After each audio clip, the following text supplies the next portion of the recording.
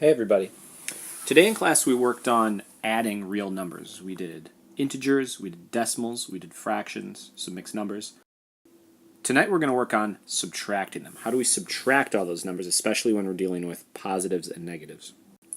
The first thing we have to understand is that subtraction is the opposite of addition, right? When we add positive numbers, we go up.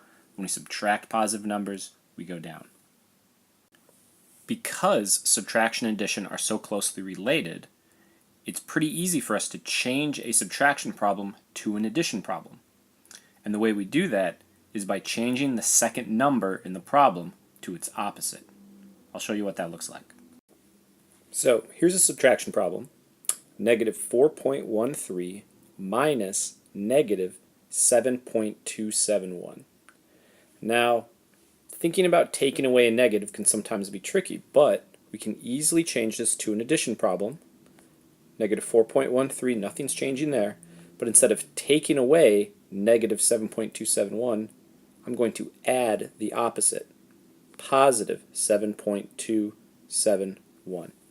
And now we go through the exact same steps we went through today in class. In order to add two real numbers, we first want to decide, is the answer positive or negative? Okay. Looking at my numbers here, I see that my positive number has a greater absolute value than my negative number. So I have more positive than negative, so I know my answer is going to be positive. Step 2 is that we're going to add or subtract the absolute values of the numbers, right? Remember, if it's the same sign, we add them together. If they're different signs, because there's going to be a little cancellation between these two numbers, we're going to subtract. So in this case, we have a positive and a negative. So I'm going to take 7.271. I'm going to subtract 4.13. I'm going to fill this empty space with a 0. And now we can go ahead and subtract. 1 minus 0 is 1. 7 minus 3 is 4. 2 minus 1 is 1. Decimal 3. 3.141 is our answer. Remember, I said my answer was going to be positive. So I'll write my answer right here. Put a box around it to show that I am done. And that's our third step. We write the answer with the correct sign.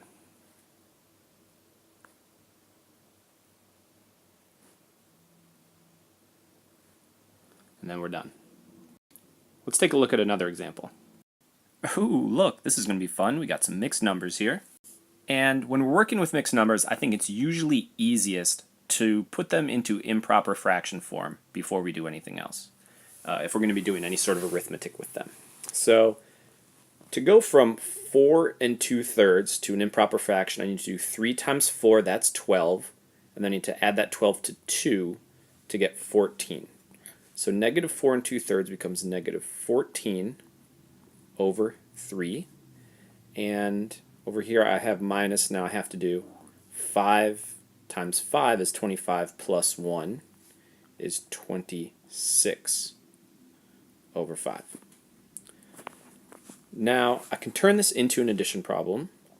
I have negative 14 over 3. And instead of subtracting positive 26 over 5, I'm going to add negative 26 over 5. Okay, so now I have an addition problem, and I know when I add fractions, I always want to have a common denominator. Now, in this case, we have 3 and 5, and I know that 3 and 5 both go into 15. Okay? And I know that both of these fractions are also negative, so I'm going to put those on there. So in order to go from 3 to 15, I need to multiply that by 5. So if I'm multiplying 3 by 5, I also have to multiply negative 14 by 5, and that gives me negative 70 over 15. Now I see I have 5 over here to go to 15. I need to multiply that by 3 in the denominator, which means I also need to multiply the numerator by 3. So 26 times 3. 6 times 3 gives me 18. I carry the 1. 2 times 3 is 6, plus 1 is 7. 26 times 3 is 78, so that's negative 78 over 15. So here I have an addition problem with common denominators. I'm ready to get started. Now, I need to go back to my steps from yesterday. First thing I want to do is decide what my answer is going to be. And because I have a negative number and I'm adding another negative number, my answer is going to be negative. No way this can come out positive here.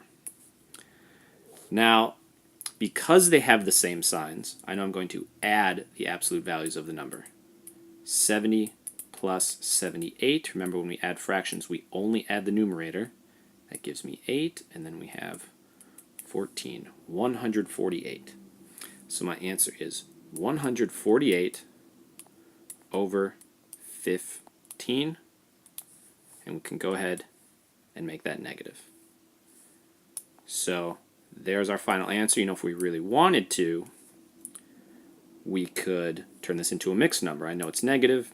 Now 15 comes very close to going into 148 10 times, right? 15 goes into 150 10 times, but it doesn't quite make it. So it's going to be 9 times it goes in. 9 times 15 is 135. That leaves 13 over 15 left. Okay? Either one of those answers will work for us. So these problems are very similar to what we worked on in class today. The big takeaway here is that anytime we have to subtract a number, we can always rewrite it as an addition problem by changing the second number to its opposite.